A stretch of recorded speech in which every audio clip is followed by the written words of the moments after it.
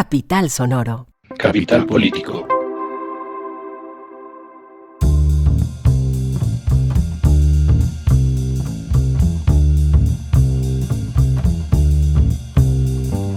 Capital Político es un podcast que semana tras semana, 2 veces a la semana, se encarga de las noticias más importantes de Colombia, Bogotá y el mundo. Yo soy Santiago Rivas y tenemos un episodio con varios temas, como siempre, porque tenemos repaso, pero 2 otros que pues, nos acaparan la atención. Mejor dicho, vamos a hacer un pequeño repaso sobre todas las cosas que están ocurriendo en la agitadísima, atribulada, turbulenta agenda política nacional.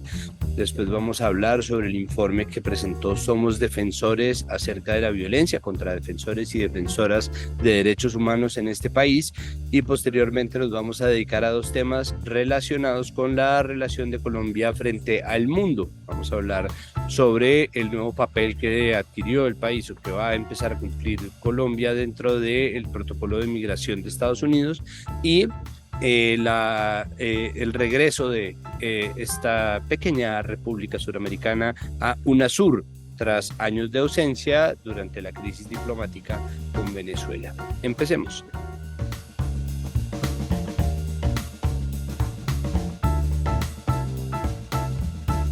Empezamos entonces por el repaso. Son muchos los temas que están acaparando la atención. Yo sé que ustedes están pensando exactamente en ese tema, pero hay un par más y todos esos los vamos a tratar con nuestra querida Daniela Garzón, analista de la Fundación Pares Colombia, Paz y Reconciliación, y por supuesto una voz habitual en los micrófonos de Capital Político. Daniela, bienvenida una vez más a Capital Político y como siempre usted sabe, este es su podcast. Hola Santiago, muchísimas gracias por la invitación y bueno, sí, un repaso de una semana agitada para el país. Vamos a empezar hablando sobre el Congreso. ¿Qué está pasando? ¿Qué pasa con la reforma a la salud que parece adolecer de precaria salud a pesar de haber pasado un debate en Comisión Séptima? Sí, Santiago, pues a la reforma le quedarían 3 debates por delante para poder convertirse en ley de la República.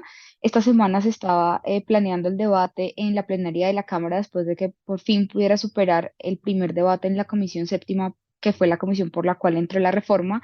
Pero una parte de la Alianza Verde solicitó el archivo de la reforma, digamos, con firmas de senadores y de representantes, lo que pone, yo creo que en cuidados intensivos a la reforma, porque si lograra pasar Cámara, que es complejo, aunque tiene algunas posibilidades por este juego político que está habiendo dentro del Partido Liberal, que tiene 33 representantes a la Cámara, en Senado parece que con esta declaración de los verdes de pedir el archivo, pues le sería muy difícil conseguir las mayorías suficientes para que fuera aprobada, y pues básicamente en eso va el debate. Recordemos que pues le quedan más o menos 2 semanas, un poquito más, 3 a esta legislatura, y aunque podría pedirse sesiones extra, pues también hay un cansancio en los congresistas porque ellos están trabajando desde febrero, cuando pues a pesar de que el gobierno estimaba presentar los articulados de sus reformas antes de que empezaran formalmente las sesiones que comienzan más o menos a mitad de marzo, pues finalmente hemos llegado ya a junio y todavía el avance legislativo se torna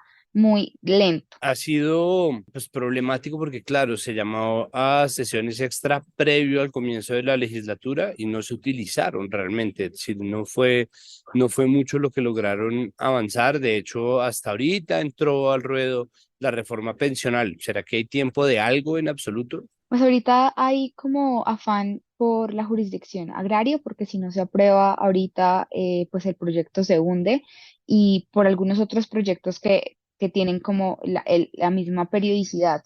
Yo creo que de las reformas grandes ya esos debates van a quedar pues para la siguiente legislatura que arranca el próximo 20 de julio y bueno, tenemos ahí creo que la laboral como la que más ha mojado prensa en los últimos días, y que yo creo que de las 3 reformas es la que tiene mayor chance de pasar si logran como negociar también en alguna medida con el lobby empresarial que seguramente va a haber para mitigar algunas de las cosas que trae esta reforma.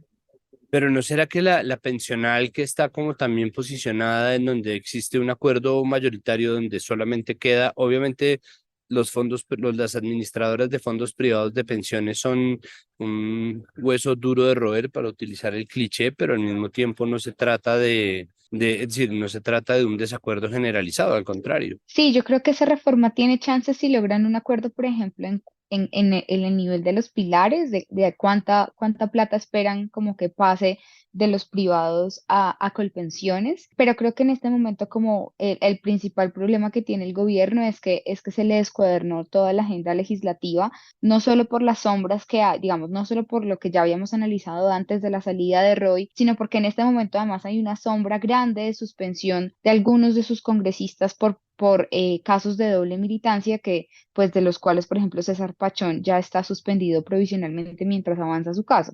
Entonces creo que todo eso sumado, pues yo diría que en estas 3 semanas va a ser difícil ver un avance en esas reformas, y habrá que ver cómo recompone la coalición de gobierno Petro, empezando por quién va a quedar en la presidencia. Recordemos que esto le corresponde a la Alianza Verde y que los tres candidatos que están más opcionados a quedarse con ella están Inti Asprilla, Angélica Lozano y Ariel Ávila. Bueno, de ahí la única que es de alguna manera opositora al gobierno, sin ser una enemiga acérrima, pero simplemente que ha estado en la contraparte del gobierno de Petro, pues es Angélica Lozano, ¿no? Ariel Ávila es un tipo que está muy cercano a Petro en muchas de sus posiciones y lo mismo Inti Asprilla. Sí, sí, va a ser una disputa compleja. Yo creo que Petro pues tendrá que pensar quién le permite mayor interlocución con los políticos, particularmente ahorita con este movimiento que ha intentado hacer con el Partido Liberal de tratar de romper el partido y tratar de que César Gaviria pierda el control para poder sumarlos de manera más concreta a la coalición de gobierno, y para eso pues necesita un buen operador político. Creo que en eso pues ahí es donde tiene como la gran encrucijada, porque pues por un lado Inti Asprilla es muy cercano al proyecto petrista, Ariel pues por su lado creo que ha movido sus cosas, que están tratando de sacar adelante la ley de sometimiento, que también creo que tiene pues muchas, como tú lo dices, más cercanías con Petro que Angélica, pero pues Angélica es de los tres la que tiene como más experiencia y la que probablemente pueda hablar con más facilidad con todos los sectores que en este momento el gobierno necesita hablar para ver si logra impulsar de alguna manera sus reformas. En todo caso, pues creo que solo lo sabremos hasta ese mismo día, porque las personas que han cubierto el Congreso saben que finalmente, a pesar de que hay muchas negociaciones, desde tiempo atrás, definir el presidente del Congreso siempre depende de muchas negociaciones que se dan casi sobre la hora. ¿Cómo pinta el debate que le queda a la jurisdicción agraria? Sí, le falta solo uno. Yo creo que tiene muchas posibilidades de pasar. Creo que en eso se ha movido bien el ministerio. Y pues yo creo que eso sí sería un granito para empezar a solucionar el problema sobre la tierra, porque hay muchos procesos regados y sobre todo que yo creo que desbordaron la capacidad tanto del Consejo de Estado como de otras partes de lo contencioso administrativo que en este momento tienen los conflictos sobre la tierra. Si logra avanzar la jurisdicción agraria, creo que va a ser muy importante porque va a permitir que haya una línea de resolución de los problemas sobre la propiedad solamente dedicada a eso. Bueno, Daniela, por favor, pasemos a un tema que terminó quedándose cortico, pudiendo haber sido una debacle de opinión grande, solamente por el tema que vamos a tratar ya al final, y es el tema de el, entre gigantescas comillas, experimento social que Catalina Ortiz, ex congresista y actualmente precandidata a la alcaldía de Cali, protagonizó, pues porque ella dice que, como dicen los políticos habitualmente, que fue a sus espaldas, pero su equipo de campaña preparó un montaje en el que un actor, mientras ella estaba volanteando en las calles de la capital del Valle del Cauca, la impreca y le dice que las mujeres tienen que volver a la cocina, ¿no? La hace víctima de violencia machista y encima le arroja agua, ¿no? Le bota agua desde la ventana del carro. Esto generó una indignación gigantesca, solo para que luego se supiera que había sido un montaje. Esto suscitó, pues obviamente, una respuesta visceral por parte de mucha gente, incluyendo, no de forma visceral, pero sí de forma decidida, una comunicación por parte de Sergio Fajardo, que es el líder político natural de Catalina Ortiz, diciéndole que las cosas no eran así, pues ella ha tenido que pedir disculpas. Hábleme un poco sobre este episodio, ¿cómo lo vio? No, yo creo que este episodio es muy lamentable para las luchas feministas, o sea, justamente creo que todas las mujeres y las personas que estamos militando en el feminismo, pues nos pareció supremamente grave porque nosotras hemos dado una lucha enorme para que se nos crea y cada vez que ese tipo de sucesos pasan, pues es como dar un argumento de no les crean, se lo inventan, están diciendo mentiras. Entonces creo que en ese sentido, pues el episodio fue muy grave porque además, pues Catalina Ortiz se supone que es una candidata independiente, o por lo menos ha querido afiliarse a unas agendas en ese sentido, y entonces esto pues también lo hace preguntarse a uno si estamos recurriendo a prácticas o sea, nombrarse en la independencia y luego hacer ese tipo de cosas y porque la búsqueda de la gente en Internet llega a que esto es un montaje y entonces les toca salir a aceptar que en efecto lo fue, pues la verdad creo que ella se hizo un daño enorme a su candidatura, a su precandidatura a la alcaldía de Cali. Y además creo que le va a quedar después muy difícil defender los derechos de las mujeres con este episodio en su carrera. De hecho, creo que no es una cosa tampoco habitual en nuestra agenda política este tipo de montajes y la verdad es que si ella no tiene control sobre su equipo de trabajo, ¿cómo podría tener control sobre una ciudad? Que creo que es finalmente también el mensaje que le manda al electorado que está tratando de ganarse. Total, y es que además cada vez que un político dice que algo que pasó fue a sus espaldas, de inmediato se abre una línea de investigación nueva porque hay que ver, ¿no? Muy pocas veces se puede detectar una filtración de esa manera, pues el mismo Ernesto Samper, que fue quien posicionó esta frase de fue a mis espaldas, acabó eventualmente, ¿no? Viéndose que pues que sí sabía obviamente de la infiltración de dineros del narcotráfico en su campaña. No cada vez que alguien se acaba de enterar va a haber uno y no tanto. ¿Será que ya con esto Catalina Ortiz pierde cualquier chance de llegar a la alcaldía caleña? Pues yo creo que de hecho ya no tenía tantos chances porque pues claramente en Cali y con el desprestigio, a pesar de que ya estaba en la posición de Jorge Iván Ospina, pues como que todo lo que se ha asociado a la Alianza Verde y demás, creo que no tenía muchas posibilidades, pero además sí creo que realmente ella debería dar un paso al costado y reflexionar sobre qué sentido tiene seguir con una candidatura en la que pasan estas cosas, porque pues además Cali es una ciudad muy difícil, o sea, una ciudad en la que pasan cosas en temas de seguridad, que tiene todo lo que significó el estallido social en Cali, además de todo lo que ha pasado alrededor de los escándalos de corrupción que involucran a las empresas de la ciudad. Y un episodio de estos, pues creo que no le va a permitir conectar con la ciudadanía ni que la vean como una persona confiable. Y finalmente creo que buena parte de eso es lo que hace que en una ciudad de estas, en la que el voto de opinión tiene un papel preponderante y después de lo que significó la victoria de Petro, pues creo que la verdad sí se queda sin posibilidades, pero además creo que por un asunto de ética uno debería retirarse de una candidatura después de un episodio tan bochornoso como este. Bueno, ya nos tocó, Daniela, ocuparnos del tema feo de esta semana completa. Y es el caso de Laura Sarabia, que luego se volvió el caso de Laura Sarabia y Marelvis Mesa, y luego se volvió el caso de Laura Sarabia, Marelvis Mesa y Armando Benedetti. Y ahí encima de todo está la SIJIN, está el fiscal Barbosa y la fiscal que firmó, y obviamente ya hay discurso de Petro. Bueno, mejor dicho, vamos a hacer una pequeña cronología. En el repaso anterior que hicimos con Claudio Espina, tuvimos la oportunidad de hablar hasta dónde iba la cosa y era en esta nota de semana, una nota muy incompleta que dejaba muchos cabos sueltos, incluyendo cosas que se sabía perfectamente como la cantidad de la plata, dejaba una duda instalada, mm, lo cual pues obviamente pues me parece a mí que se hace con una intención más de conseguir clics y de posicionar agendas que de informar a la gente, lo cual me parece malo. Pero entonces, bueno, se hace esta nota de semana, queda simplemente el mal sabor de una sesión de polígrafo hecha a una persona humilde además, sobre la cual no pesa aún ningún tipo de condena, por lo tanto es presuntamente culpable de algo. Luego aparece el reporte coronel y cuenta el enredo de influencias que existe, porque se supone que esta es una persona, Marelvis Mesa, que robó previamente a Armando Benedetti hasta hace unas horas.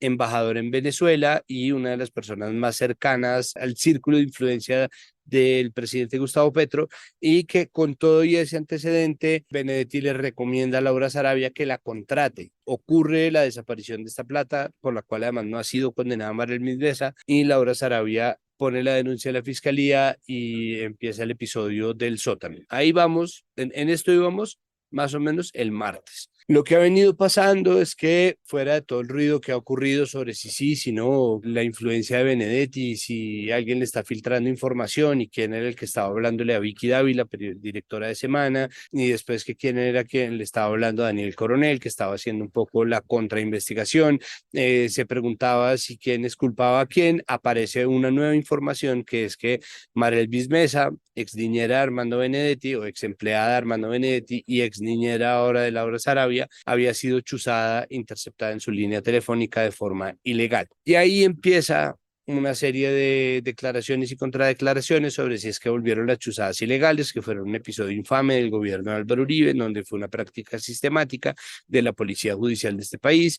Obviamente es un episodio complejo, pero entonces existe obviamente el patrón comparativo que nosotros usamos siempre, y todo desemboca en lo que estamos viviendo hoy. Hice el resumen más o menos bien, ¿o qué me queda faltando ahí, Daniela? No, está completo. Es el mismo resumen que yo tengo hasta la salida confirmada de Laura Sarabia y de Armando Benedetti del gobierno Petro. Hecho yo este cuento largo, traté de obviamente encapsularlo, de hacerlo un punto zip, porque quisiera que nos enfocáramos en lo que queda finalmente después del descubrimiento de la interceptación ilegal a la línea telefónica de Marelvis Mesa. ¿Qué o cuál es el mapa que nos deja esta situación? Hay un comunicado previo de la policía diciendo que la infiltración de la línea se aprobó el 26 de enero de este año, que genera una inconsistencia porque la denuncia de Laura Sarabia fue hecha el 30, 4 días después. Es decir, pareciera que efectivamente se hizo desde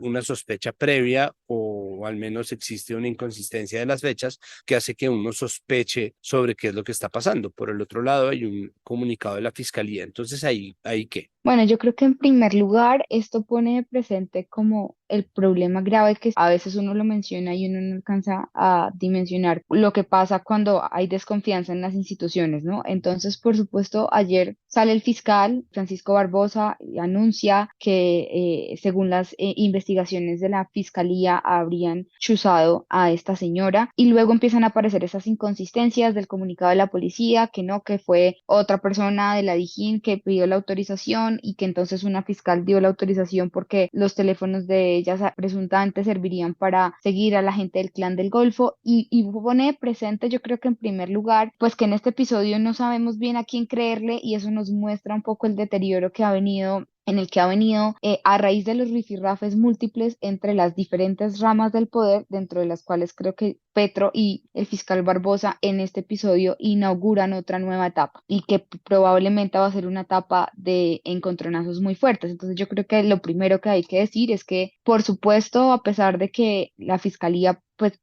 digamos que ayer con toda contundencia salieron a hablar de este tema, pues uno no sabe exactamente a quién creerle y por qué, por los daños que se ha hecho el mismo fiscal Barbosa a su favorabilidad. Eso no significa desestimar el hecho y desestimar la gravedad de que se esté interceptando ilegalmente, que por supuesto es muy grave y que no debería estar pasando en Colombia, pero creo que sí hay un tema ahí de la desconfianza frente a las actuaciones de la fiscalía, que pone de presente este episodio cuando empiezan a aparecer esas contradicciones incluso entre las fechas, y en no saber por qué se dio esa orden y por qué la fiscalía dice, por ejemplo, que surge de una comunicación anónima. Entonces le hace preguntarse a uno si cualquier persona anónima llama y dice, sigan estos números que son no sé qué, podrían estar interceptando personas de esa manera. Es una pregunta que por lo menos me queda a mí abierta, porque con qué seguridad, o sea, cuáles son los protocolos que tenemos para decidir interceptar una línea telefónica. Bueno, ahí un poco vuelve la cosa entonces a quién fue el que determinó que eso iba a ser. Petro hizo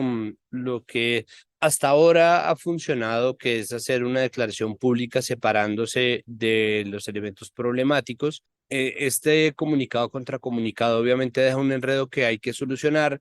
El problema es que esa desconfianza institucional también se le está transfiriendo a los medios de comunicación, ¿no? Es decir, el hecho de que fuera Semana la que saca esta investigación incompleta como estaba, hizo que la gente desconfiara de inmediato sin que eso evite que quede el mal sabor de boca de la duda instalada. Y luego empieza una pelea de si le creen o no le creen, ¿no? Que es un poco lo que pasa ahora, y es que Francisco Barbosa ha logrado un poco instalarse como jefe de la oposición al gobierno de Gustavo Petro. Entonces estamos en el dilema de quién le cree a quién, ¿no? Y si uno abre Twitter o cualquier red social, si uno chatea por WhatsApp, entonces hay gente que le cree al fiscal, gente que le cree al presidente, y en eso es un poco nos la vamos a pasar. Entonces, ¿qué garantizaría que este episodio, más allá de lo que ya pasó, ¿no? Que es que saca Petro a Laura Sarabia y que saca Petro a Armando Benedetti, que era un poco lo que parecía que se quería desde Semana en un comienzo, que era atacar a una de las personas no solamente más poderosas del país, sino a una de las funcionarias más estimadas por Gustavo Petro, que él mismo fue honesto y claro al decir que sí, efectivamente es una funcionaria a la que tiene en estima, no es solamente una persona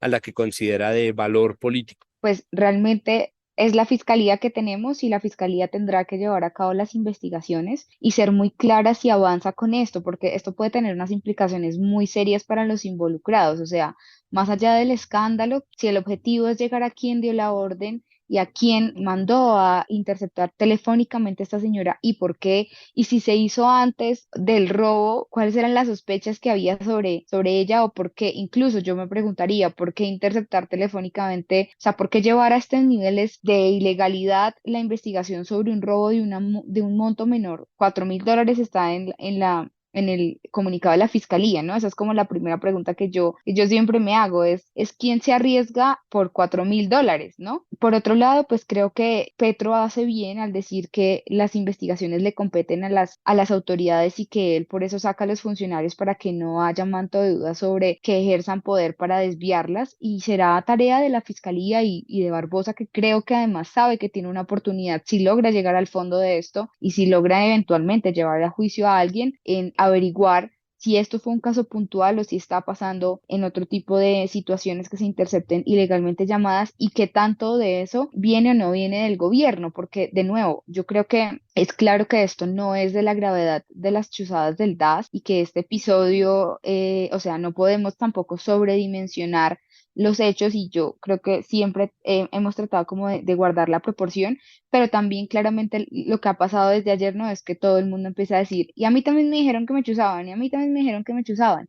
Y dados tanto la tradición como esta desconfianza institucional actual que vivimos, pues lo que sucede es que cualquier cosa puede pasar por verdad, porque también lo que tú dices, Santiago, y es que como no tenemos una certeza sobre cuáles fuentes nos hablan de manera más apegada a los hechos y a la verdad, pues entonces pasa que Semana finalmente logra sacar a Laura Sarabia y no sé si no tenían tal vez idea ellos de que detrás de su publicación iba a estar un tema tan delicado como las interceptaciones ilegales de las cuales habló ayer Francisco Barbosa. En este punto, Santiago, yo creo que igual es la fiscalía que tenemos y con esa fiscalía uno espera que haya avances en las investigaciones y que esto no quede solo como en lo que muchas veces pasa y es como se habla de un gran escándalo y además con palabras muy fuertes porque además yo creo que el fiscal Barbosa es experto en utilizar palabras que sobredimensionan los hechos, lo cual solo lo hace quedar mal a él, porque si él fuera serio no haría eso y guardaría la proporción de la gravedad de las cosas, pero él es el que tiene que sacar adelante esta investigación. No, yo creo que sí tenían claro en Semana que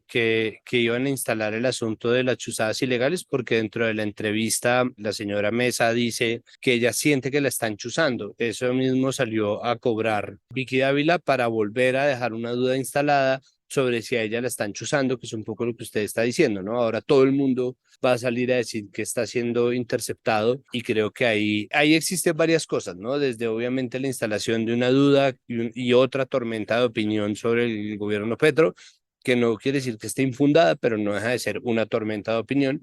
Y por otro lado, están cobrándose desde la derecha el escándalo de las chuzadas que empantanó muchísimo de lo que se considera la legitimidad del gobierno de Gustavo Petro. Sí, sí, yo creo que por eso a mí particularmente destaco las declaraciones del ministro de Defensa ayer, de Iván Velázquez, porque él fue una víctima directa no solo de las chuzadas ilegales, sino de un montaje que pretendía involucrarlo con un ex paramilitar.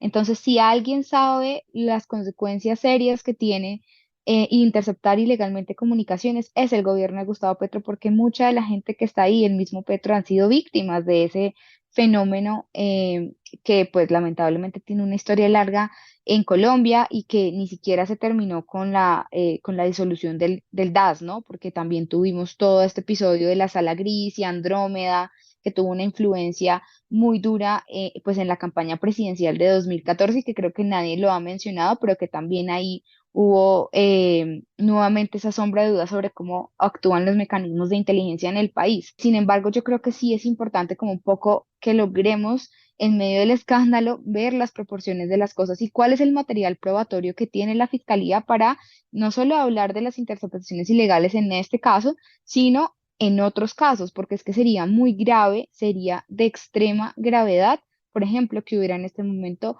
periodistas que estuvieran interceptados ilegalmente, porque eso es un ataque pues muy de frente, no solo a la libertad de prensa, sino a libertades básicas como el derecho a la privacidad y a la intimidad. Estamos obligados a dejar dicho que esto es una especulación, es decir, esto no hay pruebas de nada. De hecho, el presidente se refirió también a esto en un discurso en la ceremonia de ascenso a subtenientes del curso general Jorge Duarte Blum, precisamente diciendo que no, que este es un gobierno que respeta los derechos humanos, que este es un gobierno que no intercepta ilegalmente a nadie, que hasta que no exista ningún tipo de verdad real, comprobable acerca de este episodio, pues salen del gobierno Laura Sarabia y Armando Benedetti. Y entonces un poco termina haciendo una declaración que pues es lo que hay por ahora, todo lo demás es ruido, ¿no? Todo lo demás es, no hay hasta ahora prueba ninguna de que haya sido nadie interceptado ilegalmente, mucho menos periodistas, opositores políticos. Entonces, hasta que eso no se sepa, no podemos tampoco afirmarlo.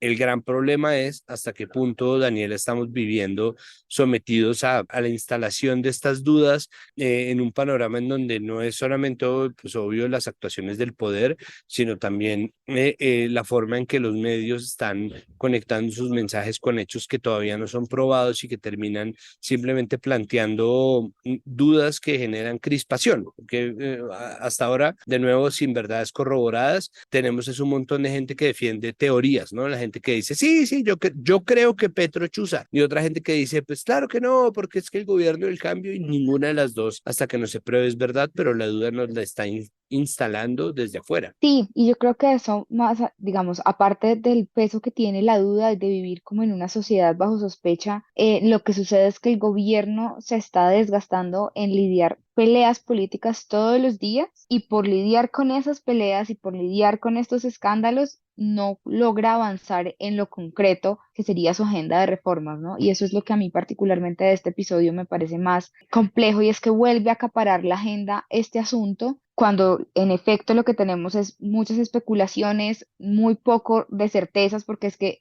hasta de la cifra de la plata que estamos hablando no hay certezas, ¿sí? Y eso lo que hace es crear este clima de crispación, además en el que nuevamente se empiezan, o sea, de ahora en adelante cualquiera que diga que lo chuzaron, pues puede estar en lo cierto o no, ¿sí? O sea, ese es el grave, digamos, del tema de la especulación de cuando uno dice definitivamente no está pasando esto y cuando se abre esa ventana de que podría estar pasando, pues va a ser una cosa que va a empezar a salir frecuentemente en los discursos públicos. Y yo creo que no es un ambiente favorable para ninguna democracia vivir en ese estado de bajo sospecha. Yo también creo que a pesar de que este episodio involucre directamente a los altos funcionarios de gobierno, es necesario que el fiscal Barbosa sea responsable. Es que a mí me parecía increíble que él dijera, hablara de la Gestapo colombiana, es que esas frases tienen un poder simbólico enorme, incluso para cómo nos percibe la comunidad internacional, y creo que él no tiene tampoco ningún asidero para decir que eso es de esa manera, ¿sí? y cuando hablamos como si estuviéramos teniendo una contrainteligencia dedicada a chuzar a absolutamente todo el mundo, pues estamos diciendo básicamente que en este momento no tenemos ninguna libertad para poder ejercer muchas de las garantías democráticas como es la libertad de prensa que la hemos discutido tanto acá, Santiago, y eso a mí me parece que realmente no le queda bien al fiscal y que si él quiere hacer realmente un aporte a la democracia colombiana, tiene que salir adelante con las investigaciones y no tanto con sobredimensionar cada cosa que encuentra para lastimar al gobierno de Gustavo Petro. Yo lamento muchísimo que no podamos dejar esto en un punto alto como de, bueno, no, como hay tranquilidad o al menos existe claro un camino a la salida, porque creo que lo que termina revelando esto, más allá de los enredos políticos que pueda haber al interior del gobierno y de los medios, pues es hasta qué punto estamos nosotros sometidos a un problema serio de desinformación, ¿no? De ruido a nuestro alrededor y pues ese país que nosotros percibimos a través de esa cortina de ruido es un país verdaderamente muy complicado. Por ahora, Daniela, muchísimas gracias por acompañarnos aquí en Capital Político y bueno, espero que nos estemos hablando pronto. Ojalá de noticias un poco más gratas. Ojalá que sean noticias más gratas, Santiago. Muchísimas gracias.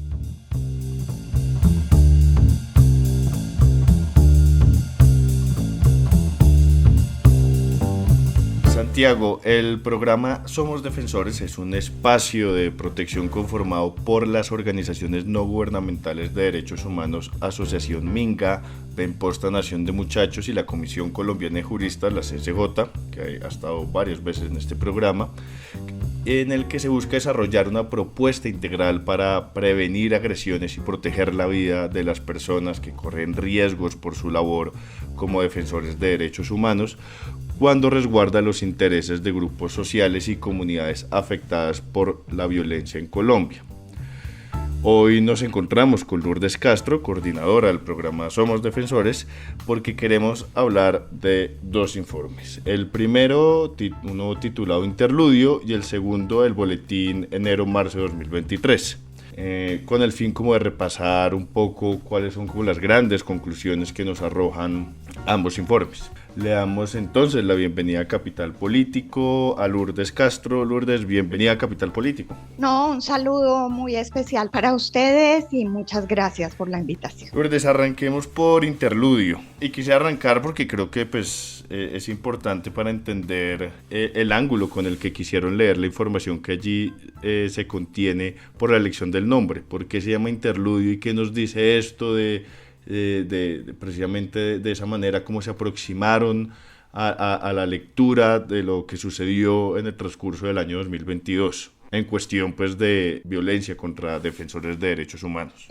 Bueno, siempre desde el programa buscamos en los informes, tanto anuales y semestrales, buscar títulos sugestivos, buscar títulos que provoquen la lectura, porque ya te imaginarás que este pues es un tema algo pesado que no es tan fácil atraer la atención a pesar de que es muy importante que la gente conozca qué pasa con la violencia selectiva contra los liderazgos sociales en Colombia. Entonces, en esta ocasión, tomando en cuenta que hubo un cambio de gobierno que se dio en el periodo que comprendía el informe, que es el 2022, pensamos en un título sugestivo que hablara como de esa transición, como de ese espacio intermedio entre la situación que veníamos y las expectativas de cambio que se generaron con el cambio de gobierno, porque de todas maneras pensar en cambios en 5 meses, los cambios no se van a dar en tan poco tiempo. Entonces, interludio es esta palabra pues, que viene de la música, que en una pieza musical es como ese espacio intermedio de la melodía entre dos momentos musicales distintos. Y en eso está ese tránsito. Entonces, por eso consideramos que era un título que se ajustaba muy bien al contexto político en que se enmarca el informe.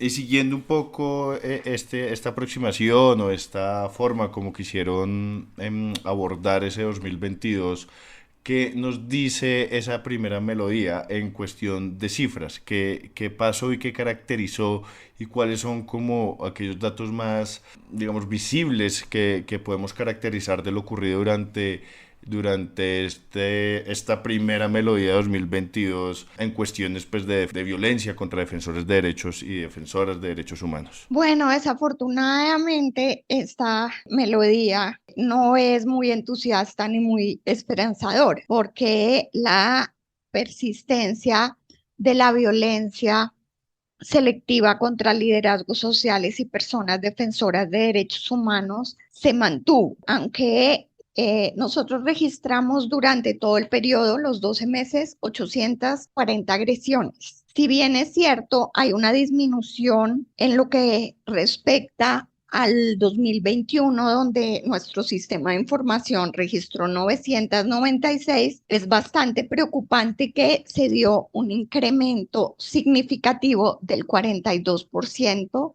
en los homicidios. Es decir, que se incrementó la violencia letal, la que ya directamente va a afectar la vida de las personas defensoras y liderazgos sociales, y esto pues es muy preocupante. De esas 840 agresiones, una buena parte, la mayoría de ellas se produjeron en el primer semestre del año. Hubo una disminución, una relativa disminución en el segundo semestre del año, pero igualmente no deja de ser preocupante el incremento de la violencia. Pues como te digo, que terminamos registrando 840 agresiones. ¿Qué podemos resaltar a nivel precisamente territorial en cuestión de los departamentos o los lugares del país donde más se da esta violencia y también a nivel como el perfil de las personas que son víctimas de esta violencia? Claro, defensores de derechos humanos, pero no sé si podemos pues caracterizar un poco más lo que lo que se encontró en el informe. Uh-huh.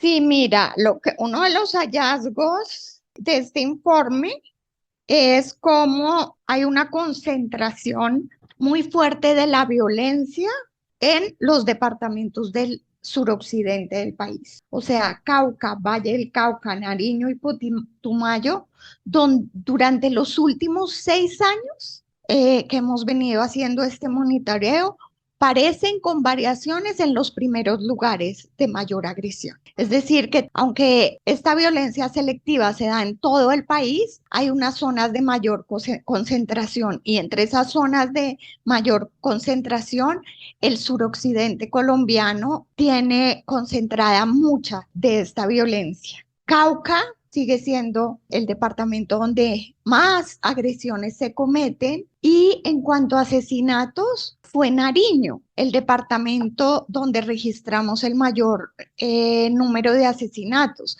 Y vuelve Nariño en el informe trimestral a ser el departamento que concentra el mayor número de asesinatos. En cuanto a los tipos de liderazgo, la tendencia que también se viene de tiempo atrás es que son los liderazgos de las juntas de acción comunal, los liderazgos comunitarios y los liderazgos indígenas los que concentran el mayor número de agresiones. Pasemos precisamente a ese boletín enero-marzo 2023.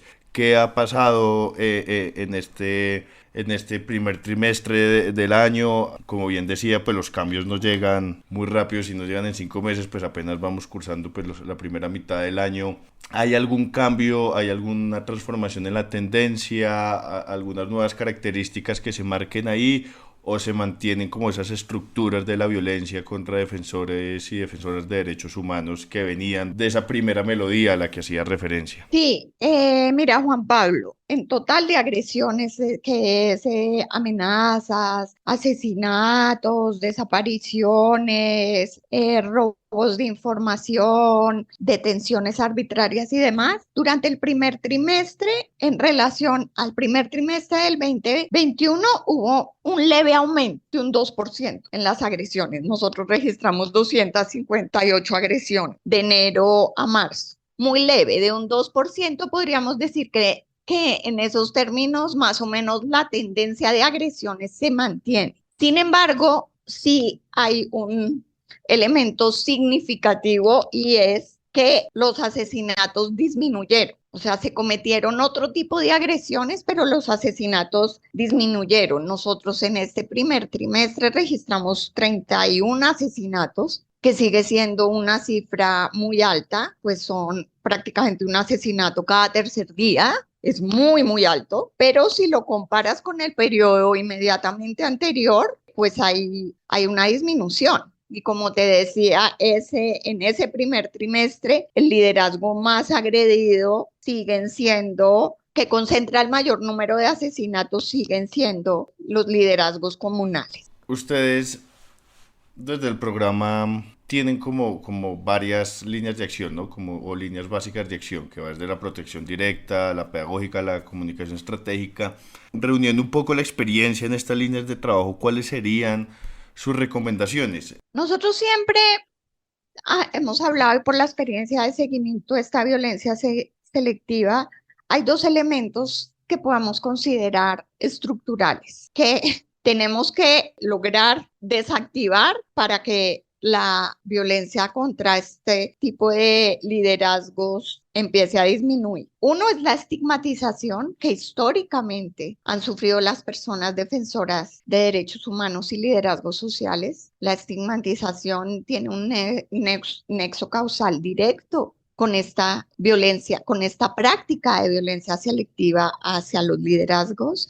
Y el otro es la impunidad. También es un factor estructural. Históricamente, las conductas atentatorias a la vida y a la integridad de las personas defensoras y liderazgos sociales han quedado en la impunidad. El nivel de esclarecimiento de los delitos, y solamente para hablar de los asesinatos, es mínimo. Hicimos un programa anterior con ustedes que justamente hablábamos de una campaña, Historias Inconclusas, que lanzamos junto con Verdad Abierta, que intenta llamar la atención sobre este tema. Y nosotros partimos en ese trabajo de esa campaña en Historias Inconclusas de 1.333 casos de la base de datos del programa de asesinato contra personas defensoras y liderazgos del 2002 a marzo del 2022, que presentamos a la Fiscalía para que la Fiscalía nos dijera en qué estado estaban las investigaciones sobre estos casos. De estos 1.333 casos, la Fiscalía nos contestó el estado en que se encuentran 484 casos, o sea, mucho menos de la mitad. Y de esos 484 casos, solo 75, según información de la Fiscalía, tenían una sentencia. Esto equivale al 5% de ese universo de 484 casos. O sea, si en casos de 20 años hemos avanzado en realmente judicialización y sanción en el 5% de los casos de asesinato, pues es que estamos muy mal. Y entonces la impunidad es un factor determinante que continúa alimentando estas dinámicas de violencia. Pues Lourdes, muchísimas gracias nuevamente por aceptar la invitación a Capital Político. Seguiremos conversando, miraremos qué pasa con el informe semestral y esperemos pues que esta tendencia realmente cambie y... Esperemos que sí, por el bien de los líderes, las lideresas, sus familias, los procesos sociales, pero también por la salud democrática de este país. Gracias, Juan Pablo, hasta luego.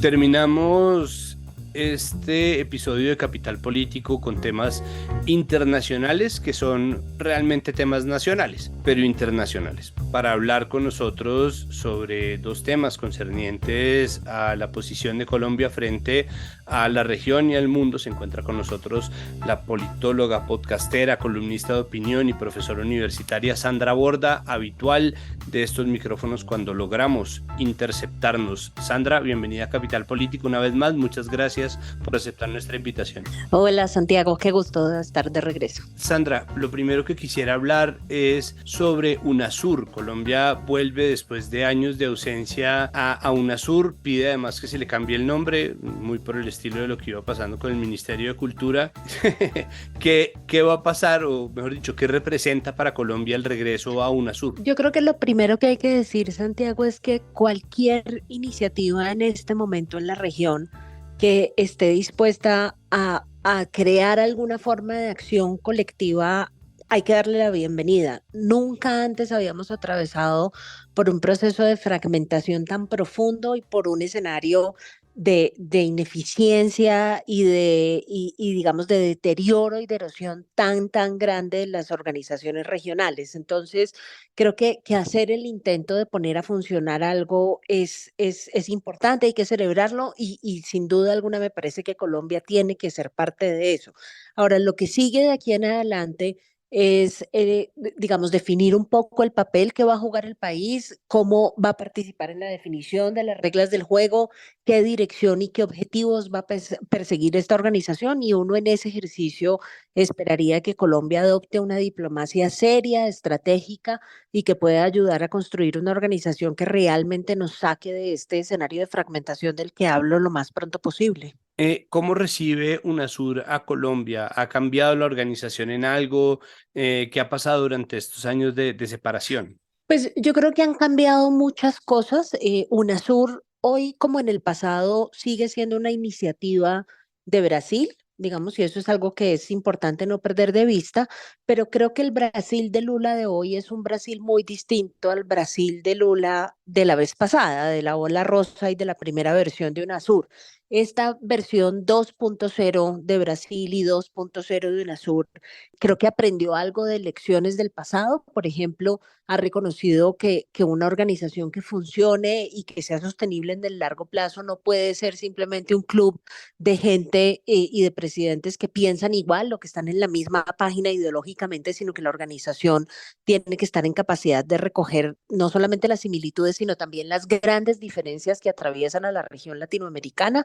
Creo que hay una actitud un poco más pragmática, por ejemplo, frente a Estados Unidos. En la versión 1.0 de UNASUR, la lógica era: queremos hacer una organización en la que no esté Estados Unidos y en la que solamente la región opine sobre temas de la región y se construyan espacios de autonomía.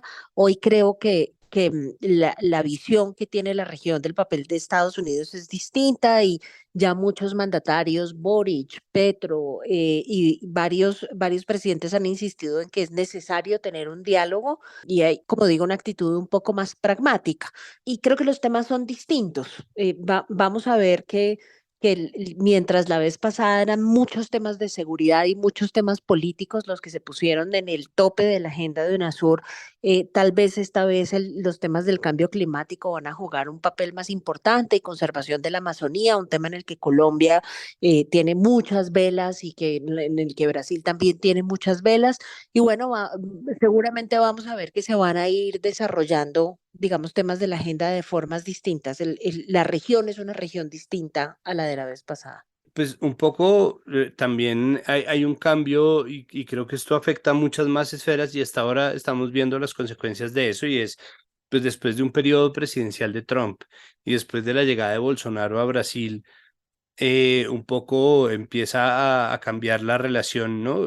Un poco esta relación pragmática seguro viene, o corríjame si me equivoco, pues del hecho de que haber tenido que tener a Trump como presidente de Estados Unidos, pues hace que una opción moderada como Biden se sienta mucho más dulce de lo que habría sido hace unos años. Sí, efectivamente, y eso creo que contribuye a mirar como de una forma un poco más pragmática la relación con Estados Unidos, que es una relación mucho más fluida y como con otra vez que regresó a sus canales tradicionales, y digamos es una conversación mucho menos antagónica desde el punto de vista ideológico, pero así como eso ha cambiado, creo que hay unos temas que siguen siendo un problema al interior de UNASUR y que no se resuelven simplemente diciendo, bueno, es que no queremos ser ideológicos, entonces nos vamos a poner súper pragmáticos. Por ejemplo, el tema de qué hacer con los gobiernos autoritarios, ¿no? Que Venezuela particularmente. Lula y Brasil dicen, no nos vamos a poner a escoger entre democracias y no democracias, no sé qué, aquí no vamos a ideologizar si esto es de izquierda o es de derecha, y entonces eso le sirve para saltar automáticamente a hacer un ejercicio de legitimación del régimen venezolano que es muy preocupante, diciendo básicamente que todo el problema ha sido un problema de narrativa. Esa posición de Lula no es una posición aséptica ideológicamente hablando, ¿sí? Cuando uno toma la decisión de hacer más digerible y de normalizar la presencia de un régimen autoritario está siendo ideológico.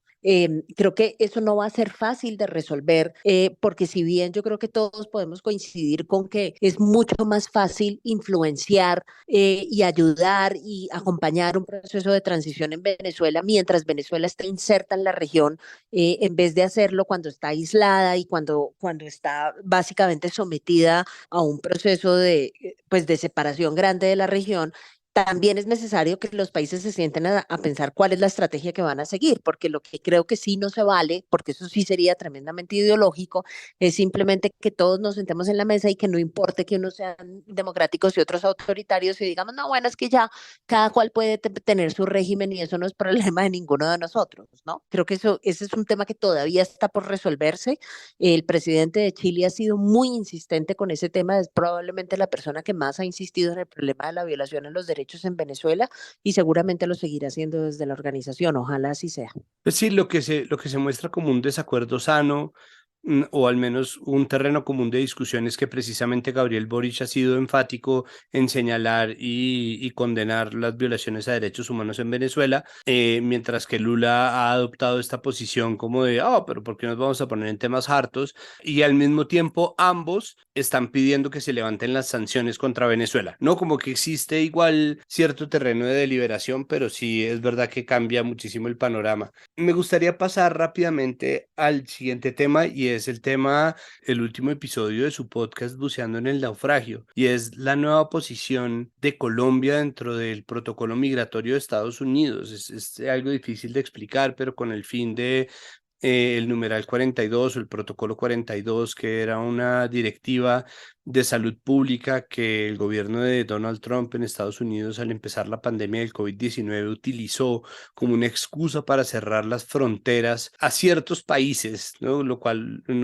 nos quedaríamos discutiendo una hora sobre las muchísimas implicaciones de pegar consideraciones étnico-raciales y culturales a consideraciones sanitarias, pero bueno, este protocolo permitió establecer como una especie de política unificada en términos de migración, que generó, por supuesto, muchísimos problemas, pero que estaba metido dentro de una ley sanitaria. Con el fin de la emergencia sanitaria, los protocolos pues traen nuevos problemas o los nuevos protocolos o la necesidad de decidir, y Colombia termina metido ahí después de la reunión entre Petro y Biden y los diálogos de alto nivel.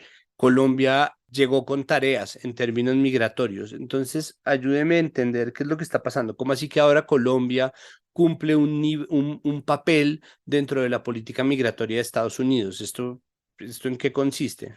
A ver, yo creo que la forma más fácil de explicar esto es simplemente pensando en que acabada la declaratoria de pandemia en Estados Unidos y por tanto levantado este título 42 que podía usar la pandemia como una excusa para decir no pueden entrar más migrantes porque se constituyen en una amenaza a la salud pública. Pasado ese momento, la administración Biden tiene que construir una política migratoria dura, agresiva, porque, digamos, parte del mensaje que se estaba empezando a difundir entre las olas de migrantes es que levantado el título 42, pues bueno, ya podían entrar, ¿no? Y eso implicó grandes movimientos de personas y le implicó a Estados Unidos reaccionar rápidamente porque se avecinaba una ola migratoria grande que no iban a estar en condiciones de incorporar. Entonces, parte de lo que hace Estados Unidos, y este título 42 se levanta días después de la visita que hizo el presidente Petro a Washington, es buscar aliados en la región, y solamente va a encontrar a dos, a Guatemala y a Colombia, para instalar centros de procesamiento de migrantes en el territorio de esos países. Es decir, va a instalar dos nuevos centros de procesamiento de migrantes, uno en territorio colombiano y otro en territorio guatemalteco, operados por funcionarios del gobierno estadounidense en compañía de funcionarios de la Organización Internacional de las Migraciones y de la Organización para los Refugiados de Naciones Unidas, de ACNUR. ¿Cuál es la idea de esto? Que esos centros de procesamiento se constituyan en lugares en donde se estudien las solicitudes de asilo de las personas que se encuentran en esos territorios. Colombia se ha convertido en un territorio de paso grande de migrantes, principalmente venezolanos, pero también haitianos y africanos, que se estudien las solicitudes de asilo en esos centros particulares y que la gente que está pasando esas solicitudes de asilo espere los resultados de la solicitud de asilo en territorio colombiano o en territorio guatemalteco. Esto con el objetivo de evitar que lleguen hasta territorio estadounidense, que pasen por todo ese trayecto, que es un trayecto peligrosísimo a través del tapón del Darién y Centroamérica, México y demás, para llegar a Estados Unidos a esperar la solicitud de asilo. El objetivo de eso, aunque a Estados Unidos no le gusta mucho el término, es hacerle un poco de outsourcing a la política migratoria, es decir, que no todo el mundo llegue a esperar la solicitud de asilo en territorio estadounidense. Antes esperaban en territorio mexicano, ahora existe la posibilidad de que esperen en territorio guatemalteco y territorio colombiano. Dice el secretario de Homeland Security en Estados Unidos que la expectativa es que se procesen alrededor en estos dos nuevos centros migratorios, se procesen alrededor de 5.000 o 6.000 solicitudes de asilo al mes y que existe la expectativa por parte del gobierno de Estados Unidos de que esos centros de atención migratoria se amplíen hacia el futuro. Quisiera ahondar en esto porque precisamente la pregunta que me surge es, bueno, ¿qué pasa con la soberanía colombiana? Pues a ver, lo primero que hay que decir es que las solicitudes de asilo no se pueden hacer con base en criterios puramente económicos, ¿sí? A uno no le pueden otorgar asilo en otro país porque por alguna razón no haya encontrado trabajo en el suyo propio, porque su condición económica esté deteriorada y demás. Las solicitudes de asilo se otorgan de acuerdo con el derecho internacional y como con el mismo derecho interno de Estados Unidos cuando la integridad personal de alguien está amenazada, es decir, es una cosa de último recurso para salvarle la vida a las personas. Lo que hace que la situación sea más difícil porque la gran mayoría, tal como lo está sugiriendo Santiago, la gran mayoría de la gente que está haciendo este trayecto a través de Colombia, a través del tapón del Darién y hacia Estados Unidos, en su gran mayoría son migrantes económicos, no en todos los casos son personas que estén siendo amenazadas y que estén en una condición, digamos, de amenaza a su integridad personal tan latente. Lo que quiere decir, y esa era la razón por la que estaba sugiriendo que muchas de estas personas que van a hacer las solicitudes, se le van a negar esas solicitudes y van a tener que quedarse en territorio colombiano. Y no sabemos bien cuál va a ser la política del gobierno colombiano frente a esto, porque además es sorprendente que no hayamos tenido una discusión sobre este tema, porque la concesión de soberanía que estamos haciendo es similar a la que hicimos en el pasado, por ejemplo, con la instalación de las bases estas militares durante la administración Uribe, operadas por estadounidenses. ¿Sí? La política migratoria es una herramienta que tiene un contenido de soberanía enorme. ¿Por qué lo estamos haciendo ahora? Porque de unos años para acá, muy recientemente, Colombia se constituyó en lugar de tránsito de migrantes, de nuevo, principalmente venezolanos, pero también de otras nacionalidades. Entonces, somos un socio, al igual que Guatemala, que le puede permitir a Estados Unidos trancar, digamos, y ayudarle a México, entre otras cosas, que es el que más está actuando como punto de contención. Si se suman Guatemala y se suman Colombia, la posibilidad aquí es que Estados Unidos logre parar el flujo de personas mucho antes de que llegue a su frontera terrestre con México. Esa es la lógica de lo que se está haciendo. De nuevo, yo creo que esto es una cosa que hay que discutir como mucho más insistentemente. En Colombia no hemos hablado de este tema, el gobierno no ha dicho cómo va a manejar la presencia de ese centro de operación migratoria de Estados Unidos acá, no sabemos dónde lo van a utilizar. La experiencia de México además demuestra que estos centros básicamente lo que contribuyen es a parar la gente en un lugar particular y los vuelve ahí víctimas de un montón de organizaciones criminales. Se necesita infraestructura. Bueno, esto, digamos, es una cosa muy nueva con la que no estamos familiarizados y que no hemos discutido y el gobierno no ha puesto sobre la mesa cuál es el tipo de política que va a seguir ahora que ya hizo ese acuerdo y que ya básicamente es un hecho que vamos a tener ese centro de operación en territorio colombiano. Pues yo para terminar, ¿Cuál podría ser? Es decir, yo estaba hablando de un trueque, pero la verdad es que para mí no está claro que sea un trueque. Es decir, Colombia recibe algo a cambio, se beneficia de alguna manera la población migrante. Es decir, ¿existe alguna forma de ver esto que no sea solamente el beneficio, que además ni siquiera es el beneficio necesariamente, sino es contener las agendas políticas que parten en dos a republicanos y demócratas acerca de quién es y quién no es blando con la inmigración y en nombre de qué, ¿no? Pero de allí, ¿qué recibe Colombia? Pues yo creo que, digamos, aquí toca es el reino de la especulación, porque como uno no tiene acceso a la información que tiene lugar en esas negociaciones, fíjate, casi que ni nos enteramos de que se iba a instalar este centro de operación migratoria en Colombia, pero yo creo que a juzgar por el tono que tuvo la visita de Petro en Washington, al menos una de las contraprestaciones es un compás de espera mucho más benévolo con las transformaciones en materia de política antidrogas y de sometimiento a la justicia que ha propuesto el nuevo gobierno.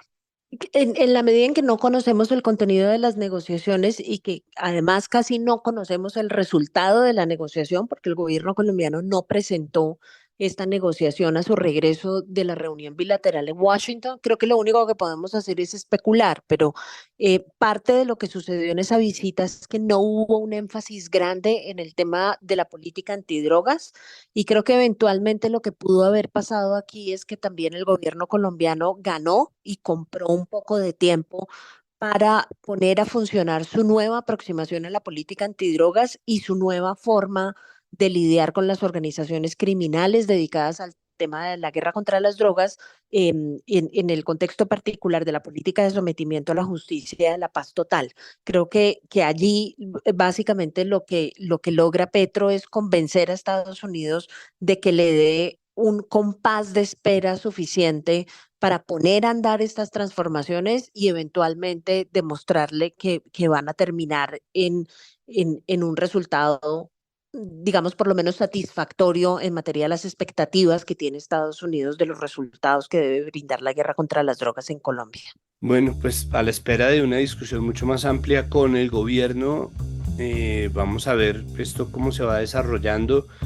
Usted misma lo dice, estamos en el reino de la especulación y de verdad las cosas están tan agitadas que uno no se imagina que tengamos 3 años por delante, pero ahí están. Por lo pronto, Sandra, muchísimas gracias por aceptar nuestra invitación y pues bueno, espero que pronto volvamos a escucharnos aquí en Capital Político.